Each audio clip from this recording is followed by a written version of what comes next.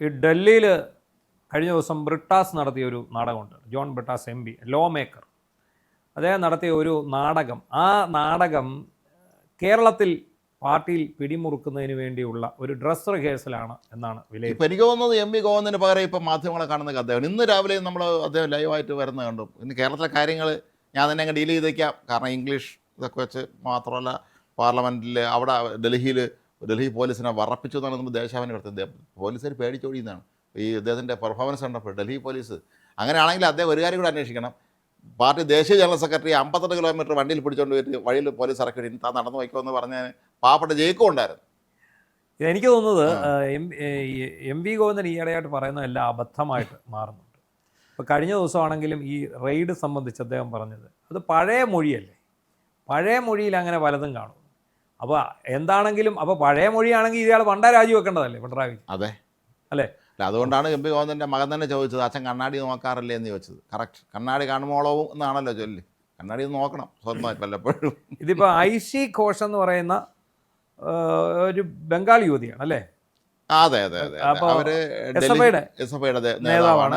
JNUവിൽ union ഭാരവാഹിയായിരുന്നിട്ടുള്ള ആളാണ്. അപ്പോൾ അവരെ ഒരു വാറണ്ട് കേസിൽ പിടികൂടാനാണ് ഡൽഹി പോലീസ് ചെന്നത്. യൂണിഫോം ഇടാതെ ചെന്നു. നിങ്ങൾ എന്തുകൊണ്ട് യൂണിഫോം ഇട്ടില്ല എന്ന് പറഞ്ഞ് നമ്മൾ ആ ഷോ എല്ലാം കണ്ടതാണ്. ആ ഷോ അതിനകത്ത് വേറൊരു കാര്യം കൂടി ഇതിനിടയ്ക്ക് പറയാതിരിക്കാൻ തരമില്ല.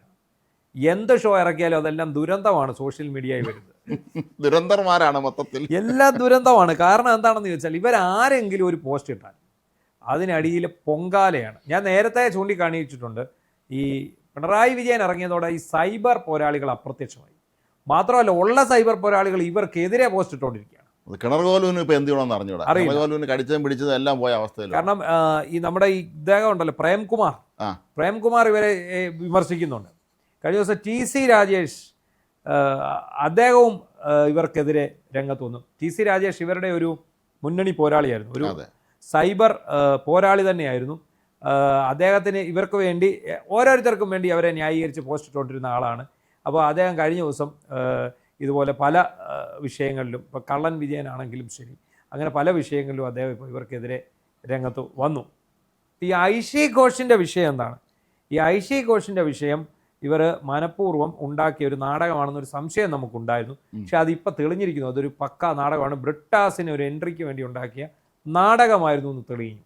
കാരണം നമ്മളൊന്ന് ആലോചിച്ച് നോക്കുക, ഐഷി ഘോഷിനെ പഠിക്കാൻ വേണ്ടി മഴയത്ത് പോലീസ് വരുന്നു, യൂണിഫോം ഇടാതെ പോലീസ് വരുന്നു. പെട്ടെന്ന് എവിടെ നിന്നും അറിയാൻ പാടില്ലാതെ കുറച്ച് ചാനൽ ക്യാമറകൾ പ്രത്യക്ഷപ്പെടുന്നു. അതായത് അദ്ദേഹം പെർഫോമർ മുറിയിൽ നിന്ന് ഇറങ്ങുന്നു, അദ്ദേഹം ഡ്രസ്സൊക്കെ ഇട്ട് വന്ന് ഇംഗ്ലീഷിൽ ചോദിച്ചുകൊണ്ട് യൂണിഫോം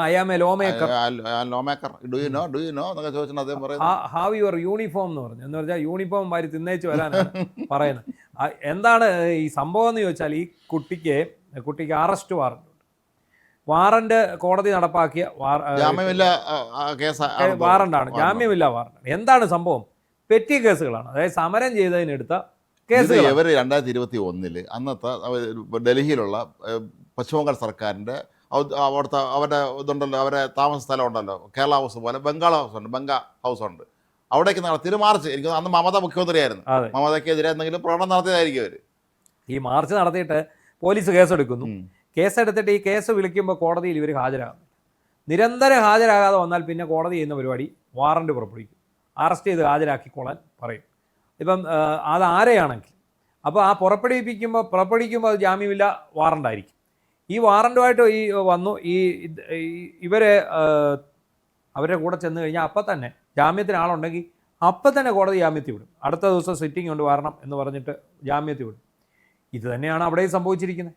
ഈ കുട്ടിയെ അങ്ങോട്ട് ഇറക്കി വിട്ടെന്നും കണ്ട് അവിടെ ആരും കൊണ്ടുപോയി തിഹാർ ജയിലിൽ അടക്കില്ല, കോടതി ഹാജരാക്കി വെച്ച് പറഞ്ഞു വിടും. നിങ്ങൾ കോടതി വിളിക്കുമ്പോൾ വരണമെന്ന് പറഞ്ഞു വിടും, അത്രയേ ഉള്ളൂ. എനിക്ക് തോന്നുന്നു ശരിക്കും ഇന്നത്തെ ദേശാഭിമാനിയുടെയൊക്കെ വാർത്ത കണ്ടാൽ തോന്നുന്നു ഈ ഐഷി ഘോഷ് ഝാൻസി റാണി ലെവലിലുള്ള വലിയ പോരാട്ടക്കാരിയാണ്. ഇവരെന്തോ ഭയങ്കര ചരിത്രപരമായ ഒരു നീക്കം നടത്തിയതിൻ്റെ ഫലമായിട്ട് മോദിയുടെ പോലീസ് ഇവരെ പിടിച്ചകത്തിടാൻ പറ്റുന്നു. അപ്പോൾ ഞങ്ങൾ സാഹസികമായി ഇടപെട്ട് ഞങ്ങളെ കോടതി പറയുകയാണ് ഇനി കുറ്റമില്ല പൊയ്ക്കോ എന്ന് പറയുന്ന രീതിയിലാണ് ശരിക്കും പറഞ്ഞാൽ വാർത്ത നമുക്ക് മനസ്സിലാക്കാൻ കഴിയുന്നത്. യാഥാർത്ഥ്യം ഇതാണ്. കുറേ കേസുകൾ അവർക്ക് പേരിലുണ്ടായിരുന്നു. ആ കേസുകളിൽ കോടതിയിൽ ഹാജരാകുന്നില്ലായിരുന്നു. അങ്ങനെ വാറണ്ടായി. അത് സ്വാഭാവികമായിട്ട് എല്ലായിടത്തും സംഭവിക്കുന്ന കാര്യങ്ങൾ. കേരളത്തിലാണെങ്കിലും ഇന്ത്യയിൽ എവിടെ ആണെങ്കിലും നിയമം ഒരുപോലെയാണ്. അങ്ങനെയാണ് വന്നിരിക്കുന്നത്. പക്ഷേ അത് വെച്ച് മാർക്കറ്റ് ചെയ്യാൻ ബ്രിട്ടാസ് ശ്രമിച്ചു എന്നുള്ളതാണ് ഏറ്റവും പ്രധാനപ്പെട്ട കാര്യം. ബ്രിട്ടാസ് നമുക്കറിയാം ബ്രിട്ടാസും ശിവദാസനും ഒക്കെ അടക്കമുള്ളവരുടെ കാലാവധി ഇപ്പോൾ ഉടനെ കഴിയും. 2027 8 മാസമേ ഉള്ളൂ. അപ്പോൾ കഴിഞ്ഞ് കഴിയുമ്പോൾ ഇനി ഇവർക്ക് ആർക്കും ഈ പറയുന്ന രാജ്യസഭയിൽ എത്താൻ സാധിക്കില്ല. 36 സീറ്റ് LDF ഉണ്ടായിരുന്നെങ്കിൽ മാത്രമേ അവർക്കൊരു MP കൊണ്ടുപോകാൻ സാധിക്കുകയുള്ളൂ. ഇനിയിപ്പോൾ ഇവർക്ക് ചെയ്യാവുന്ന വേണമെങ്കിൽ BJP-കാരുടെ 3 പേര് വോട്ടൂടെ ചോദിച്ചു നോക്കാം. അല്ലെങ്കിൽ ചെന്നിട്ട് ഭരണപക്ഷത്തോട് ആവശ്യപ്പെടണം, പ്ലീസ് സഹായിക്കണം, ഞങ്ങൾക്ക് കൂടെ ഒരെണ്ണം തരൂ എന്ന് പറഞ്ഞ് കൊണ്ടുപോകാം. അങ്ങനെ വേണമെങ്കിൽ എടുത്തുകൊണ്ട് പോകാം. അല്ലാതെ വേറെ ഒന്നും ഇവിടെ നടക്കില്ല. അങ്ങനെ നോക്കുമ്പോൾ എനിക്ക് തോന്നുന്നത് ഈ CPM കേന്ദ്ര നേതൃത്വത്തെ സംബന്ധിച്ചിടത്തോളം ഈ പിണറായി വിജയനെയും MP ഗോവിന്ദൻ്റെയൊക്കെ മടുത്തവർക്ക് ഇവർ വിഡിത്തങ്ങൾ വിളിച്ച് പറഞ്ഞ് ഇവരെ പരാക്രമങ്ങളെ അഴിമതി കൊള്ളയെല്ലാം കൊണ്ട് ജനം മടുത്തിരിക്കുന്നു. ഇനി ചില പുതിയ മുഖങ്ങളെ രംഗത്ത്, പുതിയ മുഖം എന്നുള്ള പാട്ട് പോലെ പുതിയ മുഖങ്ങളെ രംഗത്തിറക്കാനുള്ള ശ്രമമാണ്. അതിൻ്റെ ഭാഗമാണ് ബ്രിട്ടാസിനെ ഇറക്കി ആദ്യമായിട്ട്. ശരി, ഇനി ബ്രിട്ടാസ് അത് ഇന്ന് പത്രസമ്മേളനം നടത്തിയിരിക്കുന്നില്ല ബ്രിട്ടാസ്. അപ്പോൾ ഇനി തൊട്ട് ഗോവിന്ദന് പകരം മിക്കവാറും എല്ലാ കാര്യങ്ങളും ഇനി ബ്രിട്ടാസ് അങ്ങനെ തീരുമാനം എടുക്കുമായിരിക്കും. ഈ ബിജു കൃഷ്ണൻ ചെറിയ പ്രശ്നമുണ്ട്. ബിജു കൃഷ്ണൻ സ്വന്തം നിലപാടുള്ള ഒരാളാണ്. ഈ പിണറായി വിജയനെ പ്രതിപക്ഷമാക്കരുതെന്ന് പറഞ്ഞ ആളാണ് ഈ പോളിറ്റ് ബ്യൂറോയിൽ. അങ്ങനെ ഒരു വിഷയം അവിടെ ഉണ്ട്. അപ്പം അങ്ങനെയുള്ള ഒരാളിനെ ബിജു കൃഷ്ണൻ ഇപ്പം കേരളത്തിൽ പരിപാടിയിലെല്ലാം പങ്കെടുക്കുന്നുണ്ട്. ഒരുപാട് പരിപാടിയിൽ അദ്ദേഹം പങ്കെടുക്കും. ശരിക്കും ഞാൻ പറഞ്ഞ അവരെയൊക്കെ കൊണ്ടുവരണം. അതല്ലെങ്കിൽ സുരേഷ് കുറുപ്പിനെയൊക്കെ പോലെ ഇവർ വീട്ടിലിരുത്തിക്കുന്ന നേതാക്കളെ തിരിച്ചു കൊണ്ടുവന്ന് ജനങ്ങൾക്കിടയിൽ ഒരു നല്ല അഭിപ്രായമുള്ള ആളെ കൊണ്ടുവരണം. അതല്ലാതെ ഈ കൊള്ളക്കാരന്മാരെയും അതിനകത്ത് ഈ പിടിച്ചോരക്കാരനെയും ഭാര്യമാർക്കും വേണ്ടപ്പെട്ടവർക്ക് ജോലി നടക്കുന്ന സഹാക്കന്മാരെയൊക്കെ ഒഴിവാക്കണം.